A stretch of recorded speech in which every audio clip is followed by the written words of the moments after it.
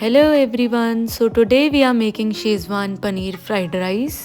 सबसे पहले हम चावल में नमक और घी डालेंगे और कुकर को गैस पर चढ़ा देंगे। हम एक पैन लेंगे और उसमें घी ऐड करेंगे। उसके बाद पनीर ऐड करेंगे और पनीर को शैलो फ्राई कर लेंगे until it's golden crispy brown। फिर हम उस पैन से पनीर को निकाल लेंगे। फिर उस पैन में हम चॉप्ड गार्लिक डालेंगे और चिली फ्लेक्स डालेंगे। Then we will add vegetables. I am adding onion, carrot, beans,